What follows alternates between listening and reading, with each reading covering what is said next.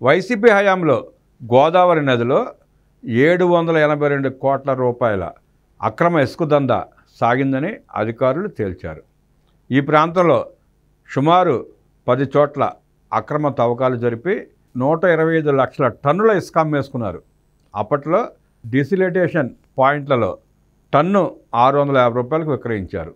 ఈ లెక్కన సుమారు 785 కోట్ల రూపాయల ఇసుక దందా సాగిందని అంచనా. ఓపెన్ రీచ్ల్లో టన్ను ఇసుక 500కు విక్రయించారు. ఈ లెక్కన చూసినా 600 కోట్ల రూపాయలు పైగా విలువైన ఇసుక దోపిడీ జరిగినట్లు లెక్క.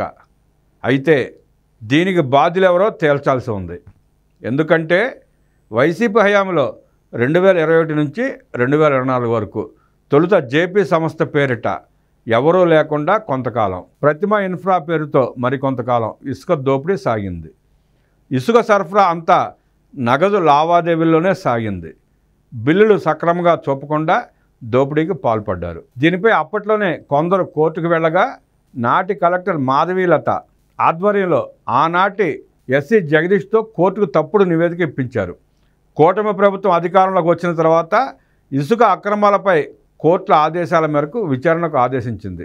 ఏపీ స్టేట్ అప్లికేషన్ సెంటర్ ఆధునిక సాంకేతిక పరిజ్ఞానంతో ఇసుక తవ్విన ప్రాంతాలను గుర్తించి వాటి ఛాయాచిత్రాలు కూడా తీశారు.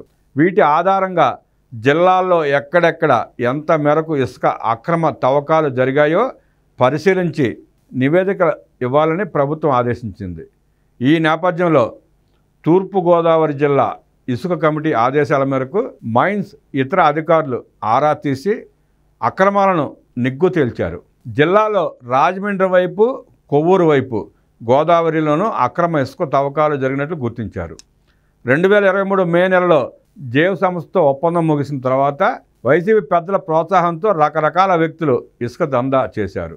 తర్వాత ప్రతిమ అనే సంస్థను ముందు పెట్టి గోదావరిలో డ్రెడ్జింగ్ చేసిన సంగతి తెలిసిందే. కొవ్వూరు వైపు ఒకరికి, రాజమండ్రి వైపు మరొకరికి కాంట్రాక్టుకి ఇచ్చి అడ్వాన్స్గా కోట్లు కట్టించుకుని ఇసుక అక్రమాలను ప్రోత్సహించారు.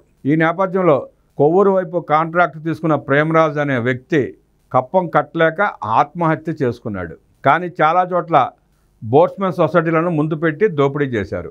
దీంతో ఇసుక ఎవరు తవ్వారంటే బోట్స్మెన్ సొసైటీల మీదకు నేరం మోపవలసి వస్తోంది. అయితే దందా చేసింది మాత్రం వైసీపీ పెద్దల ప్రోత్సాహంతో వివిధ ప్రాంతాల నుంచి వచ్చిన వ్యక్తులే. ఇసుక అక్రమాలను గుర్తించిన అధికారులు ఇటీవల జేపీ సంస్థకు నోటీసు ఇవ్వగా తమకు సంబంధం లేదని సమాధానం ఇచ్చినట్టు తెలిసింది. మరి ఈ అక్రమాల గుట్టు ప్రభుత్వం ఎలా తెలుస్తుందో చూడాలి. ఇది మరో లిక్కర్ స్కామ్ లాంటిదే. ఇక్కడ కూడా వేల కోట్ల రూపాయలు దోపిడీకి గురయ్యాయి. ఇక్కడ కూడా నగదు చెల్లింపులే తప్ప యూపీఐ కానీ బ్యాంక్ ట్రాన్సాక్షన్ కానీ లేవు.